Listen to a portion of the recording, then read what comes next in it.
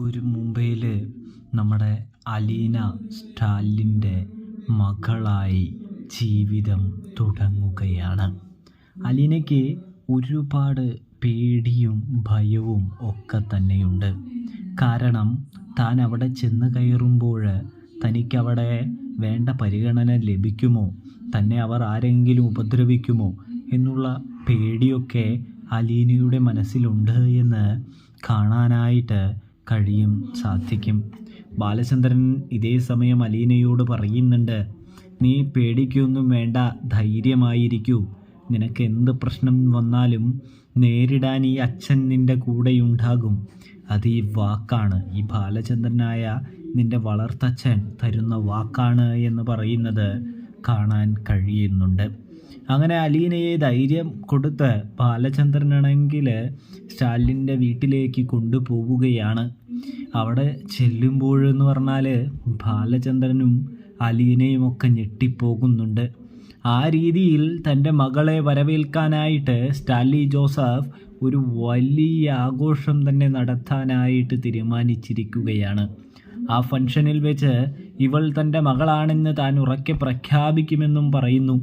നിന്നെ അറിയാതെ പോയതിൽ എനിക്ക് ഒരുപാട് ദുഃഖമുണ്ടെന്നും സ്റ്റാൻലി അലീനയോട് പറയുമ്പോൾ പപ്പ എന്ന് വിളിച്ചുകൊണ്ട് തന്നെ അലീന സ്റ്റാലിനെ ഓടിച്ചെന്ന് കെട്ടിപ്പിടിക്കുന്നു.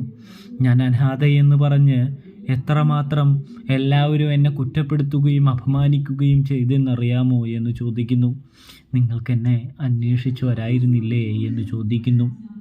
മോളെ, ബാലചന്ദ്രൻ പറഞ്ഞപ്പോഴാണ്, അതായത് മിസ്റ്റർ മേനോൻ പറഞ്ഞപ്പോഴാണ് ഞാൻ അറിഞ്ഞത് എനിക്ക് ഇങ്ങനെ ഒരു മകളുണ്ടെന്ന്.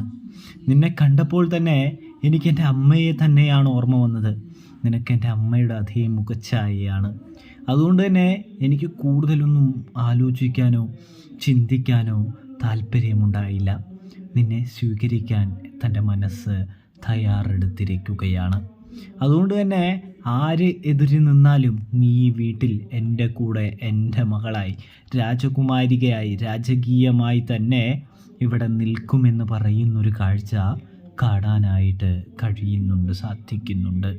ഇതേസമയം അലീന ചോദിക്കുന്നുണ്ട്, തനിക്ക് ബുദ്ധിമുട്ടോ പ്രശ്നങ്ങളോ ഒക്കെ ഉണ്ടാവോ, തന്നെ ഒരുപാട് വേദനിപ്പിക്കുകയോ എന്നൊക്കെ ചോദിക്കുന്നുണ്ടെന്ന് കാണാം.